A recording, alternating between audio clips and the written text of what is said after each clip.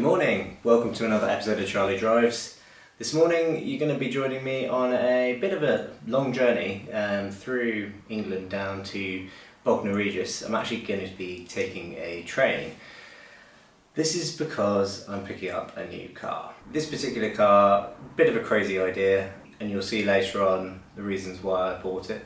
I'm going to be meeting Matt down in Bognor Regis. He's the current owner of the car.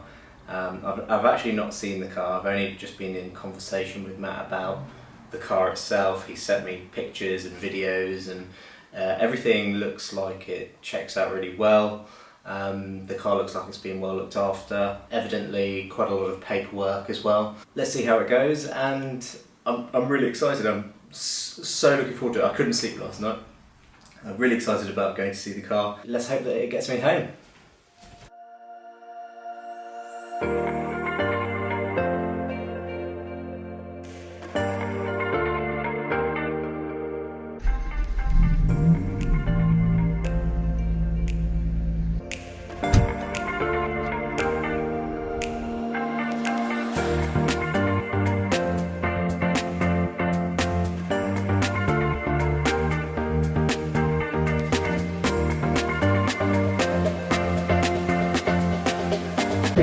It's been quite a long journey so far, still on the train, probably only about 10 minutes late. Getting excited now, so yeah, next stop, Bognor Regis.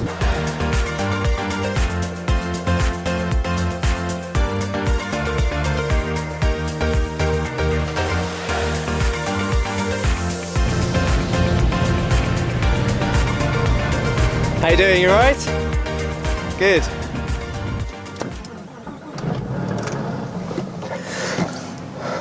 So, here it is. A 986 Porsche Boxster S. 3.2 litre, 2002 car for less than £5,000. So, why have I bought this car?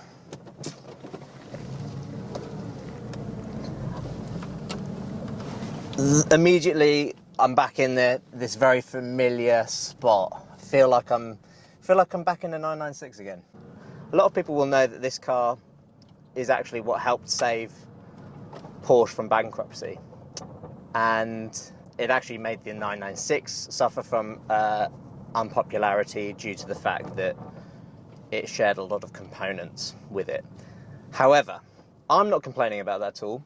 I can't complain about that because I am sitting in what feels just like a 996. This being the 3.2 litre version of the car means that it's got the power, it's got a great sounding flat six engine, which is exactly what I miss. So yeah, scratching that Porsche itch and just had to happen. So what are the plans for this car? Talk through that in a moment, but first, let's do the roof.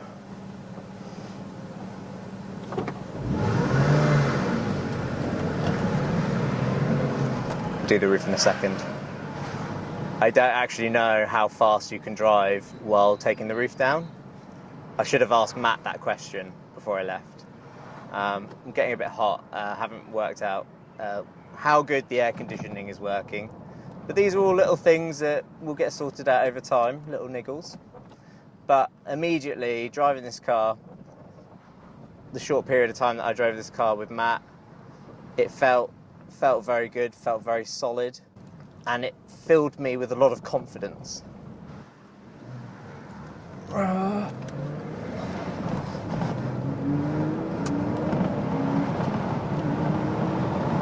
But yeah, what a great car. Right, let's see how fast we can do this thing. So I'm doing 30 miles an hour. Let's see if this works. No, it's not having it. Hold on a second. Maybe I have to be stationary. Do I have to be stopped? I've got cars behind me at the moment, so let me find a place to pull over.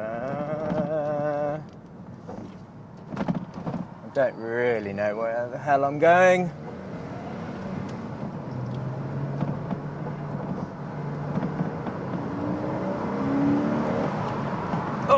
Listen to that sound.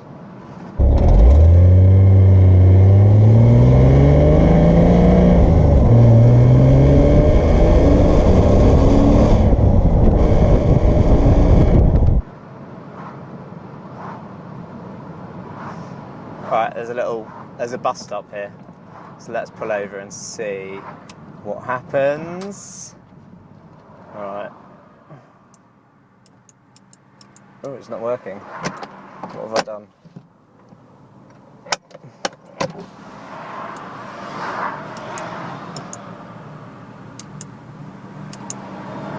The roof is not working. Turn it off. Turn it back on again.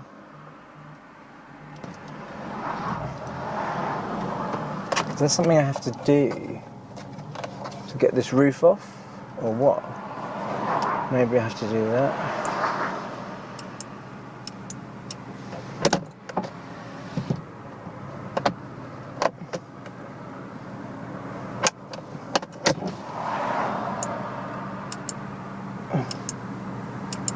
Okay, the roof isn't working. What's happening? Okay, we'll come back to this. Windows down for now. So yeah, plans for this car.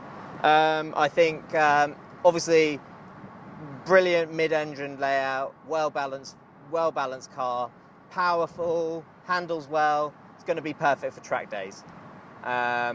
It's also going to meet all of the noise limit regulations, which I can't do in the other two cars. So that will be also quite useful. And again, I'm not going to be putting a shed load of miles on my Lotuses. So having something that's relatively cheap to buy and hopefully relatively cheap to run, we'll see. It's a bit of a risk with these cars, obviously, as we know from 996 ownership, but we'll have to just see how that one goes. I'll keep you posted about the roof. Hopefully it's just me just being silly, but yeah. Okay, update for you. I've just messaged Matt to say, how do you open the roof? So now I feel like a bit of an idiot. Handbrake needs to be on. Did not know that. Now the latch comes off. And now it works.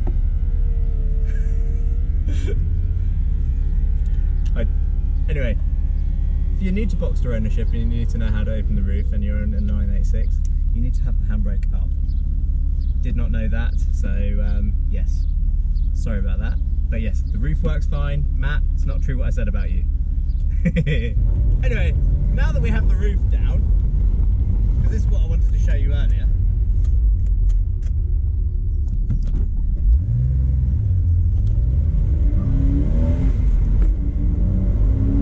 It sounds great! I was very pleased. Brakes feel good. So, a few things that I won't have to worry too much about.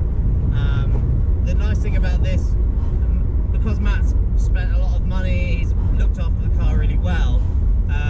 The nice thing about this car is that immediately there will not be urgent work, hopefully not any urgent work needing to be done to it. The excitement of driving the new car, I got a little bit carried away and totally forgot to mention the fact that the clutch has been replaced, as well as the all-important IMS bearing. So something that I really don't have to worry about, and something that I was really looking out for on all of these used models. With that in mind, it's going to be perfect. And seriously, what a hell of a lot of car for the money. Hell of a lot of car. You can have an awful lot of fun for under 5k in one of these Porsche Boxsters. You just got to buy a good one. Obviously, it's the first day of ownership, so I'm not going to jinx it. I don't want to jinx it. But so far, so good.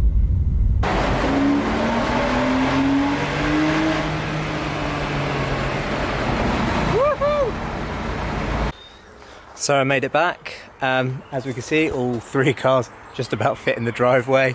But yeah, most importantly, made it back safely in one piece. Car didn't break down. which is really good news. Well done, Matt.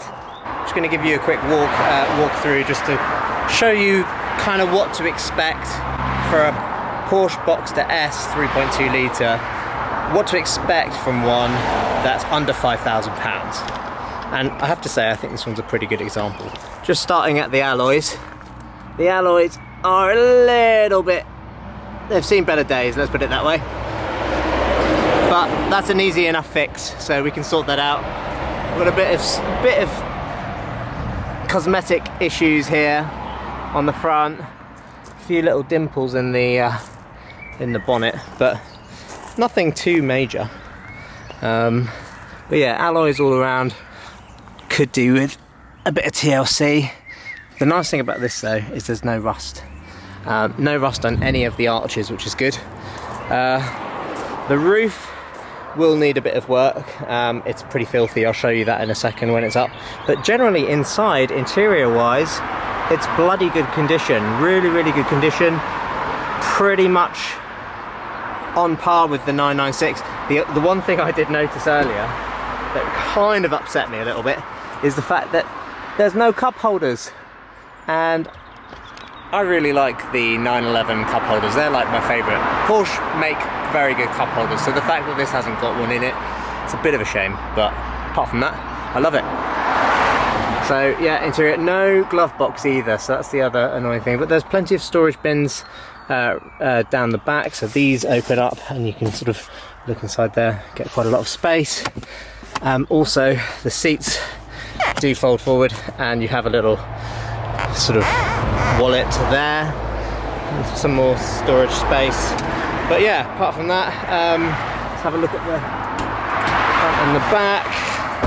So the lovely thing about the mid-engine layout of the Boxster is you get a very nice sizable boot at the back, which is fantastic.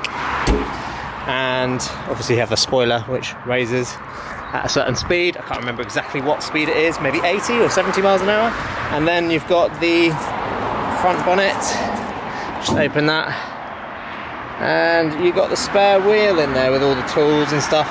But again, you could fit a relatively decent sized bag in there, even if you took the wheel out. I mean, look at the deep space you've got. So yeah, pretty good. Also, really important, option sticker shows that the bonnet is original. I looked at a 986 Boxster on Monday, didn't have that sticker on it.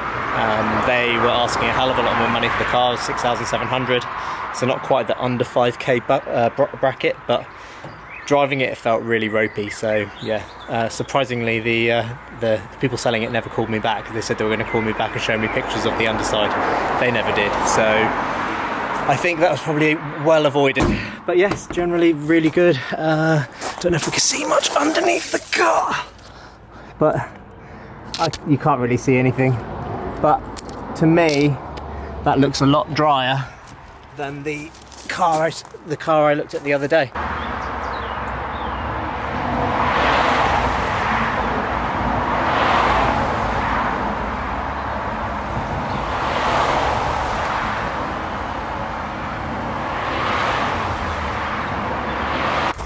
The cars all fit very nicely together. Very pleased. And while I've got the roof up, I'll just show you the current state of play with the roof.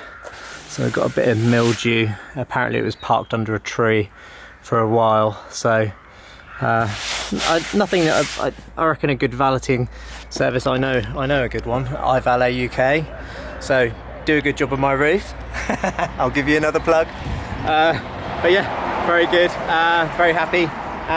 But anyway, hope you enjoyed the video. If you did, give it a thumbs up, and thanks for watching. Please subscribe because it really does make a difference, and I look forward to seeing you for the next video. Cheers, bye.